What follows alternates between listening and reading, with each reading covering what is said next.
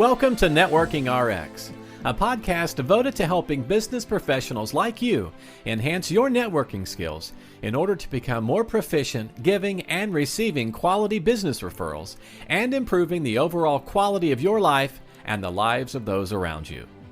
The Networking RX podcast is a production of AmSpirit Business Connections, an organization whose mission is to empower business success through networking. If you listened to the program a few days ago, I talked about trust, and I talked about trust being really the biggest decision we ever had to make as humans. Is that you had to decide whether you trusted somebody or didn't trust somebody, because it was life or death. We grew up in small groups, small clans, small tribes. And you needed to truly trust people. And trust is still really important today. Maybe not to that extent anymore. It can be. If you're picking up hitchhikers or something like that, it certainly can be. I don't advocate picking up hitchhikers, but there are certain things. But we're not getting married on first dates. We're not. We don't hire people without interviews. We don't do certain things because we're trying to get a sense as to whether we trust somebody, and that's what it really boils down to.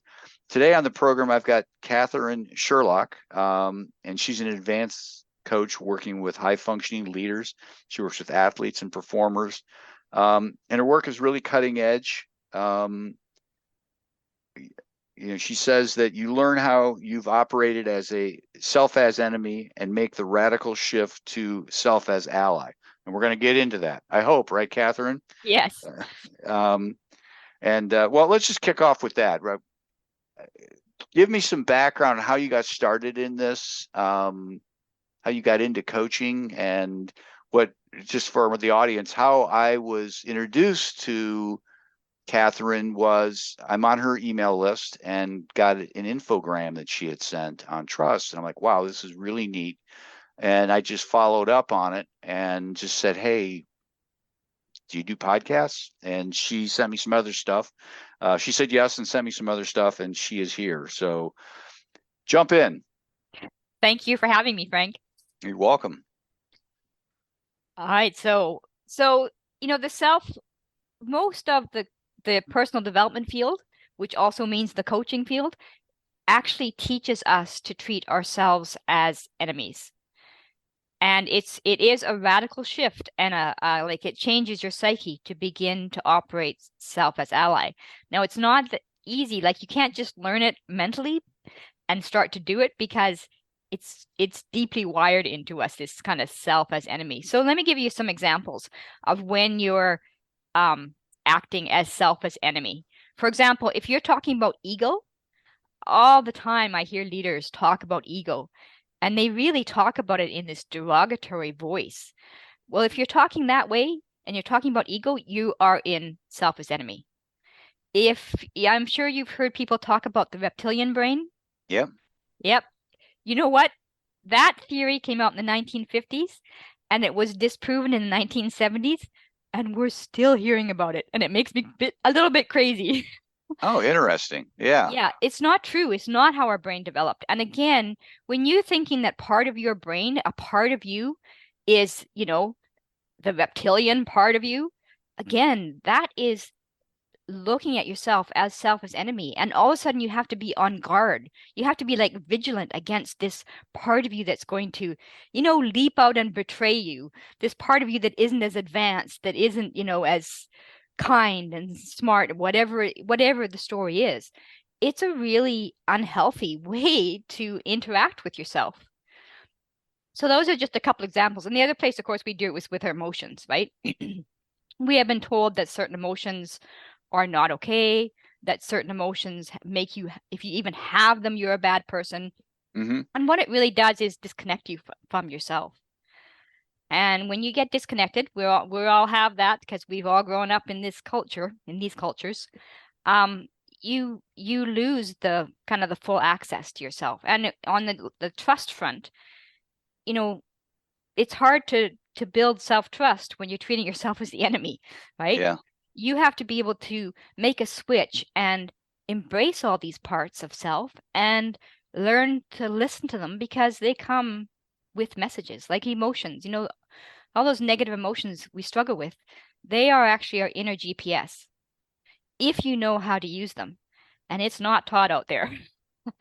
Can you elaborate on that? Inner GPS? I mean, I get Yeah, what GPS is, but they're like your guides and messengers. So the problem is we have learned well, we haven't learned how to process emotions, and the way that we've learned to deal with them is through mentalizing them. Like, for example, emotional intelligence teaches us to mentalize them, and that's because we live in a left brain dominant society that has taught us that emotions are second-class citizens, they're dangerous, and that our logical brain should be in charge all the time. So when you come to emotions with that, emotions are are kind of a right brain phenomenon. They're not left brain. So, and we've lost our right brain skills. It's like there's a whole ton of skills that come with our right brain, but we've become too left brain dominant. We've feared all that kind of messy stuff. But that messy stuff is super powerful. well, I mean, I don't know if this gets us too far afield, but I've always looked at left brain as something that calculus is hard. Calculus is left brain, but I can figure out calculus, right? If I really kind of pour into it. Being able to read people, being able to have a conversation, carry a conversation, that's kind of more of a right brain thing. And that's infinitely more difficult. That's simply more difficult because, again, we have been separated from it. We've been, we were educated in a left brain school system, right? And so, and taught to distrust all this other part of us. And this other part of us, I mean, our right brain is so powerful, and so, it is where our self-trust comes from. It is where a deeper level of intelligence and wisdom comes from when we learn to access it. And the emotions, when you learn, like an emotion comes up, I always say that emotions aren't logical, but they always make sense. And okay, that's so curious. Go ahead.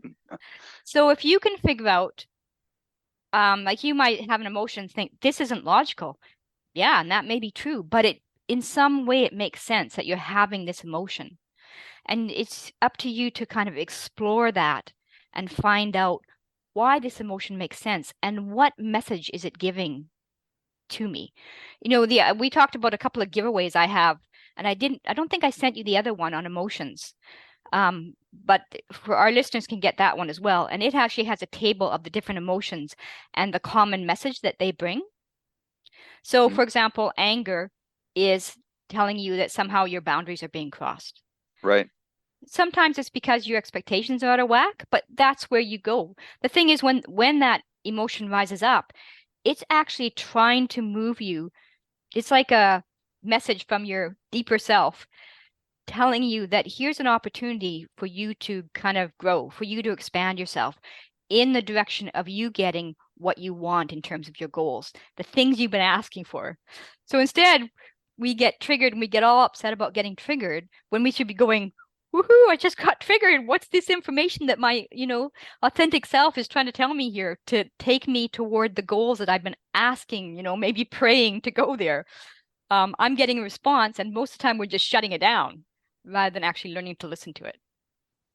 So I don't want to say you're an advocate for being triggered, but I wouldn't say an advocate. I mean, but you're basically saying don't fear it. Don't fear it. I'm saying definitely don't fear it. Right. Yeah, I'm not saying go out and get yourself triggered, but Yeah. I'm saying we need to stop fearing. We need to stop being in this fear-based relationship with ourselves, because that's the only way we grow self-trust. And if we want to have trust, if we want other people to trust us, right, the best way is for us to grow our own self-trust, and we have, because that kind of left brain coming at things, left brain dominance is very fear-based. We have learned a fear-based response to our right brain, a fear-based response to our emotions, all these things. How'd you get into this? Goodness. A lot of years. I just kept deepening and looking for more and more answers. And the stuff I was doing didn't give me all the answers. Like I meditated for years and it was great and I learned a lot. But I wanted more and I wanted it to be practical. I'm very much about having stuff have practical application. And I did brain meditations and I discovered that's where the brain states stuff I work with came in, because I did meditations and sometimes it would be this fantastic meditation where it just felt like my brain had had a shower and came out, cleansed. And other times it was kind of like meh, and I was like, well, what's the difference? What's going on here? And I got into brain states and I discovered that we're in beta most of our time when we're doing stuff. But I discovered that when you go into meditation, you go into alpha or you go into a deeper theta, and then there's delta where we're asleep. But I've actually been able to keep consciousness in sleep at times. But anyway, so then I realized, well, that's what it is. If I can get myself into this deeper state, then I have that experience. And what I've learned is I have access to different wisdom when I'm in that state. So I can take someone who comes to me and put them, even if they haven't meditated before, I've learned how to put them into that deep brain state so that they can, so we can work in things. And they're very powerful states. So you're just able to, it's kind of like you can take full advantage of the neuroplasticity of your brain in that state. You can make changes faster, you can learn faster, you can meet your subconscious, all those things. And they're not, I mean, it may sound strange, but these, because we've been taught that these states of consciousness are hard to get into, or you have to be really, enlightened or whatever to get into them. And it's not, none of that is true. These are totally natural states. Right. Yeah. With all of this stuff, I think we're just kind of on the cutting edge, or not the cutting edge, the scratching the surface. Yes, thank you. Yeah. Like you in your materials, you throw out the term, we access your superconscious. Now, I've heard of conscious, I've heard of subconscious. I've never heard the term superconscious. Yeah, and that's actually new for me working with clients, because I was working with it myself, but I hadn't introduced it to clients until more recently. So the superconscious has a lot of different definitions depending on who you're talking to. So some people would just talk about it like your consciousness, like your superconscious would be your consciousness beyond, the consciousness that we're in, for example, right now, right? That it's your bigger consciousness. And other people would describe it as, all the consciousness beyond your consciousness. And that's what I tend to use, because, well, go big or go home. Like, I mean, right. if I'm calling on, I'm going to call on all of it. But it's amazing how you can use it to accomplish things like healing and growing, and it's you can harness it for personal development and have it just again be able to move much more quickly in your growth and toward your goals than, for example, traditional coaching or traditional therapy where you're just talking back and forth, because you do have access to these expanded states of consciousness. Is it feeling an emotion and really kind of digging into that emotion? I mean, being super aware of, okay, I'm sad today, or I'm excited. That's not super conscious. That is what I call emotional wisdom. Okay. So, and I have that's the other thing that's in one of the free gifts in the emotional one. It's called Emotions at the Core of something like at the core of rapid personal and professional development. Right. Because I do think that emotions are very central to rapid personal development and rapidly reaching your goals. So I have a meditation in there, I describe a meditation on how you sit with your emotions. Instead of mentalizing them, you stop mentalizing them and you come and you move into the sensations of the body, because that's a really easy way and a really non-threatening way to start to connect with your emotions. And just learning to sit with them and sit with them, and until they open up, and just the left brain will come in and start to yap at you and try to take you away because we've taught it to do that. We've taught it that the left brain should be in charge, and when these emotions come up, it's dangerous and all those things. So it's kind of unteaching yourself what we've been taught. Yeah, this is all very fascinating. I mean, I've always said with respect to professional networking, which is dealing with other people, the most important relationship you have is with yourself. Yeah. And if you're not grounded, however you want to term it, if you don't have a good grasp on where your head's at, it's certainly not going to help with respect to your interactions with others. Yeah, and the more you process your emotions, the more kind of inner space and relaxation and peace you create, right? So that you show up, you don't have to make an effort to show up centered. It just becomes natural. Like when I do this work with people, we're working on one thing and they'll find that it has an effect across the board. They'll say, I'm showing up for meetings differently without any effort, just from the work we've done in some other, maybe in a relationship, divorce or breakup or something like that.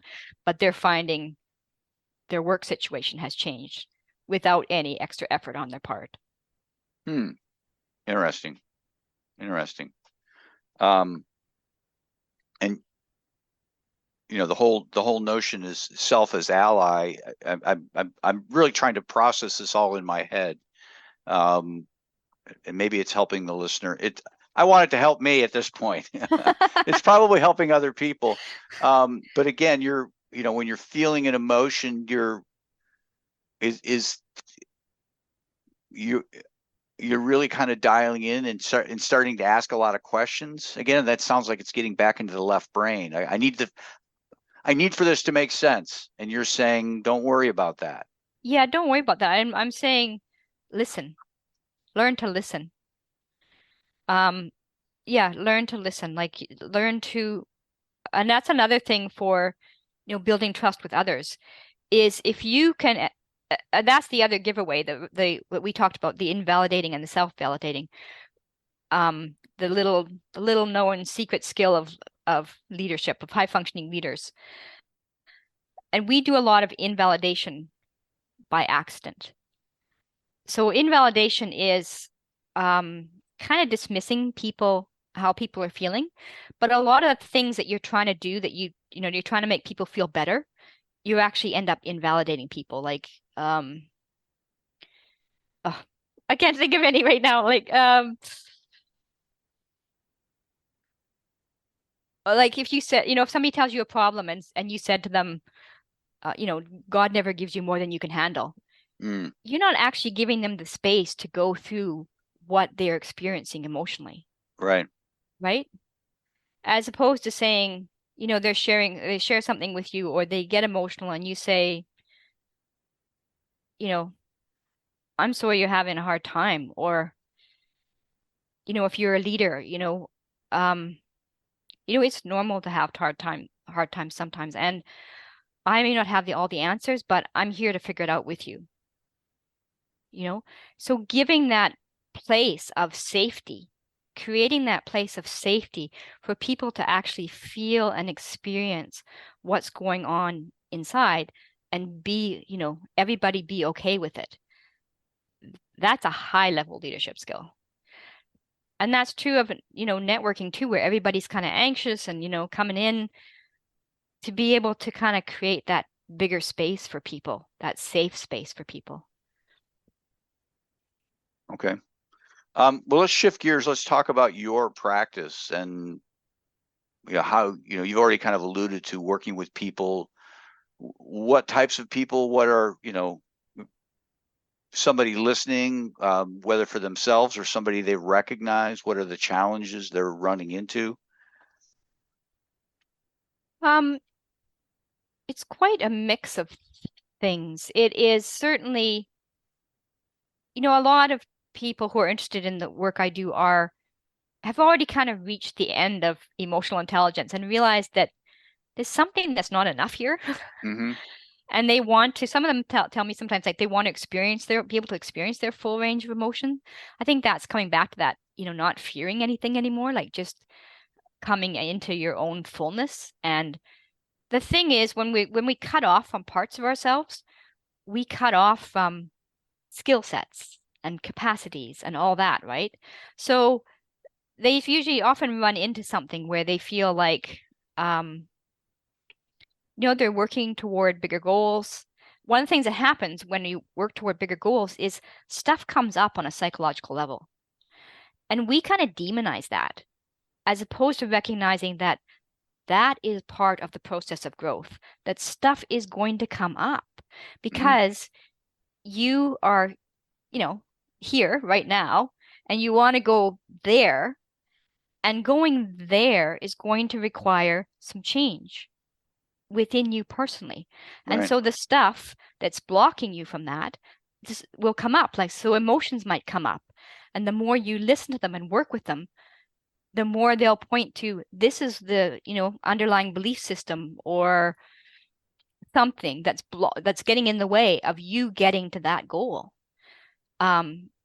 So it's really working. It really is kind of partnering with the parts of yourself and working with them in a healthy relationship. Okay.